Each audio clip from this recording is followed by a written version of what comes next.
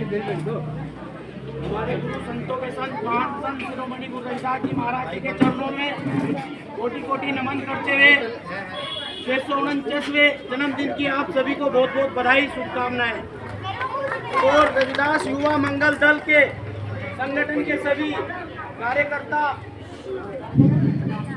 अध्यक्ष उन सभी का बहुत बहुत धन्यवाद। आप लोगों ने हमें यहाँ पर बुलाया और हमारे विचारों को आपके बीच लाने के लिए एक प्रयास किया। मैं रविदास युवा मंगल दल का भी सभी कार्यकर्ताओं का धन्यवाद करता हूँ और नमन करता हूँ भारत के संविधान के निर्माता विश्व रत्न से सम्मानित बाबा साहब बी आर अम्बेडकर जी के चरणों में कोटि कोटि नमन, जिन्होंने भारत को संविधान, नारी को सम्मान, गांधी को जीवन दान दिया है। नमन। बहुजन समाज में जन्मे सभी महापुरुषों को मेरा कोटि कोटि नमन।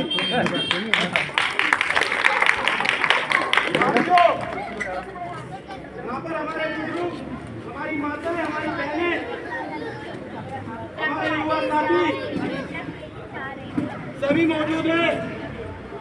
मैं आप लोगों से बता देना चाहता हूँ, आज जो ये कुर्सी, ये कपड़ा, ये मकान जो मिला है वो बाबा साहब अम्बेडकर जी की बदौलत हम लोगों को मिला है। नहीं तो एक समय वो था, ये हमारा ही देश है, इस देश में हम रहते हैं, हम मूल निवासी है। हम अपने ही देश में नंगे घूमते थे, पीछे झाड़ू और मुंह पर हांडी बांध दिया करती थी और उन लोगों ने वो हांडी बांधी थी जो गुलामों के गुलाम थे। तो हमें समझना होगा, हमें बाबा साहब अम्बेडकर जी के आगे धूपबत्ती नहीं करनी है, हमें बाबा साहब अम्बेडकर जी के बारे में पढ़ना है। शिक्षा वो शेरनी का दूध है, जो पिएगा वो दाढ़ेगा। बाबा साहब अम्बेडकर जी ने कहा था, शिक्षित बनो, संगठित रहो, संघर्ष करो। आज देख लो समाज किस स्थिति पे जा रहा है। बाबा साहब के 4-4 बच्चों की कुर्बानियों को भूल गए।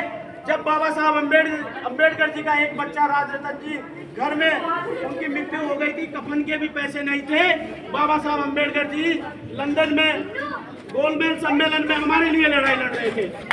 रमाबाई अम्बेडकर, रमाबाई माता जी ने बोला, अम्बेडकर जी आप यहाँ पर आ जाए, आपका एक राजरतन नहीं रहा इस दुनिया में। बाबा साहब अम्बेडकर जी ने कहा था, मैं आज आ गया तो मेरे 20 करोड़ दलित बच्चे मर जाएंगे। तो उन महान शख्सियत के बारे में पढ़ो, जिन्होंने आपको बैठने के लिए कुर्सी दी है, जिन्होंने पढ़ने के लिए, लिखने के लिए अधिकार दिए, हमें बोलने के अधिकार दिए हैं। उनके बारे में हमें पढ़ना होगा कि हमें आज़ादी मिली कहाँ से। हमको तो इसी देश में मंदिर जाने से रोक दिया जाता है। हमें इसी देश में, हमारे ही देश में घोड़ी चढ़ने पर, मूर्त रखने पर हमारे लोगों को गोली मार दी जाती है।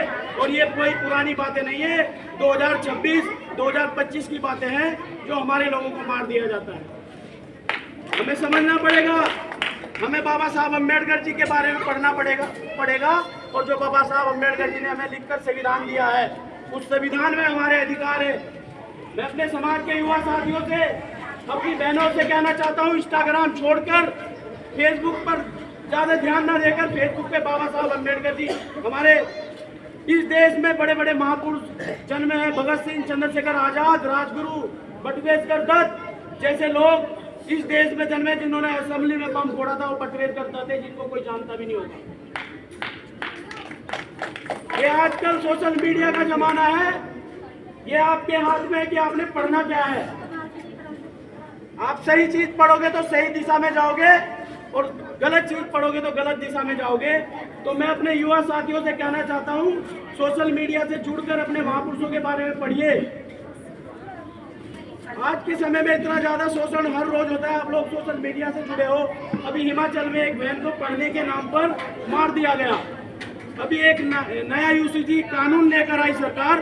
कानून वो इसलिए लेकर आई, जो हमारे कॉलेजों में हमारे बच्चों के साथ में भेदभाव होता है, उन्हें जाति के नाम पर मार दिया जाता है, या उनके कोई भी किसी भी चीज में लेकर मार दिया जाता है। मगर कुछ मैं उन लोगों को कहना चाहूँगा जो लोग उस बिल का विरोध कर रहे थे, वो लोग चाहते हैं इस देश में आज भी जाति व्यवस्था बनी रहे, और जो वो सही चीज को सपोर्ट करते तो उस बिल की विरोध करने की जरूरत नहीं थी। इसका मतलब वो जातिवादी लोग हैं तभी बिल का विरोध कर रहे हैं। वो लोग नहीं चाहते महिलाओं को, बहनों को मजदूरों को, गरीब को सम्मान अधिकार मिले। तो मैं अपनी बात को यहीं पर कम समय लेते करता हूँ। सभी को दोबारा से धन्यवाद और